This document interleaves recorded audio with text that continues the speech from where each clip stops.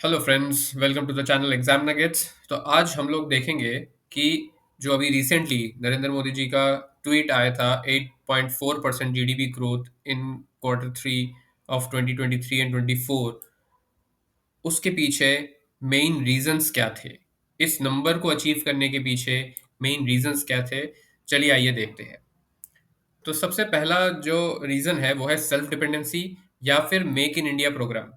इसके दौरान हमने दूसरे देशों को या दूसरे कंपनीज को, ऑर्गेनाइजेशंस को प्रमोट किया कि आप हमारे देश में, इंडिया में आके, भारत में आके बिजनेस करिए, अपना सेटअप करिए।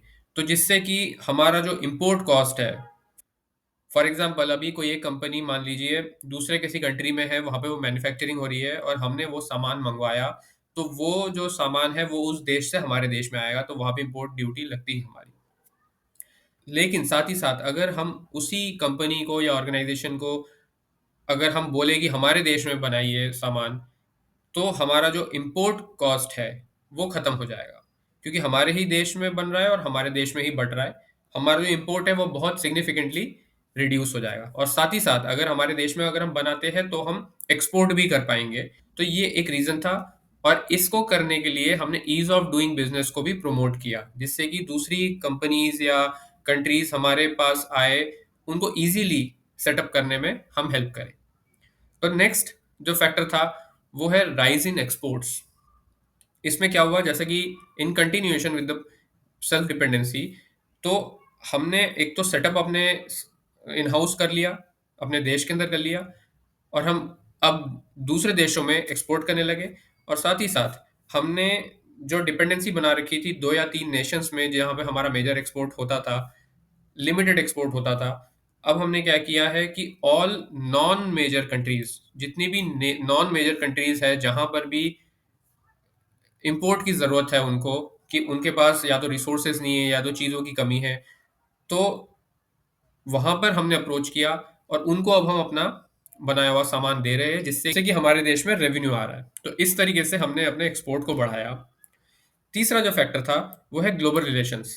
पहले क्या था कि हम लोग मेजरली दो या तीन कंट्रीज पे डिपेंडेंट थे for the resources, specially natural resources, जैसे कि ऑयल हो गया, स्टील हो गया, कोल हो गया, आयरन हो गया। इन सब चीज़ों के लिए जैसे कि यूनाइटेड स्टेट्स हो गया, यूके हो गया, जर्मनी हो गया, जापान हो गया, चाइना हो गया, पहले हम लोग इन पे डिपेंडेंट थे बहुत ज़्यादा। लेकिन हमने ग्लोबल प्लेटफॉर्म का यूज़ करके हमने अपनी डिपेंडेंसीज को रिड्यूस किया।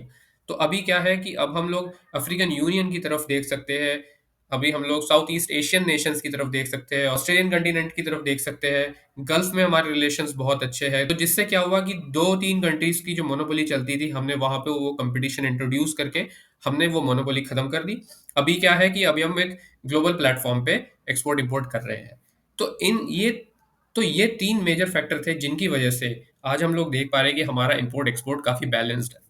अगर ऐसा ही भारत बढ़ता रहा, तो आने वाले 3-4 सालों में या 5 सालों में ये प्रेडिक्ट किया जा रहा है कि India will be the third largest economy.